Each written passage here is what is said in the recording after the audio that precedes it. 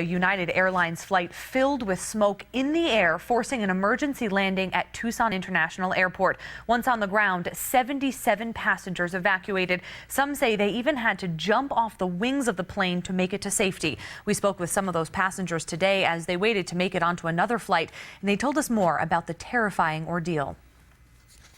Completely filled with smoke.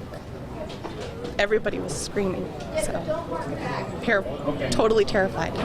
Jessica Scott was one of the passengers on United Flight 6517 from Tucson to LA. She and others on board say they could tell there was a problem as soon as the plane took off. We could smell chemical, like a strong chemical burning odor. Tiffany Lazarus says she was the first one to not only smell smoke, but to see it. At first I thought that the gentleman in front of me was smoking a cigarette, and then I realized it was coming from the plane. Whole cabin's full of smoke. Everybody starts screaming, yelling, there's fire. A representative with TIA says thankfully there was no fire, just smoke coming from the cockpit. Passengers tell us that smoke made it hard to breathe. I was too concerned with my daughter that I had put a blanket over her head because it was just, for a newborn, the smell was just too strong. Once on the ground, a rush to get off. We were so scared that I actually, at the door, handed my baby to my husband and told him to run because he's a faster runner than I am. Luckily, I ran out to the left, which had a exit ramp.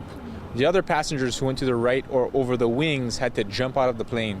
So it was about a 6-foot drop. Long lines at the United counter afterwards as the incident caused 2 flight delays and the passengers on board the smoking plane also trying to get alternate flights to their final destinations. But while it may have put a dent in their travel plans, in the end, We're glad we're here. Could be a lot worse.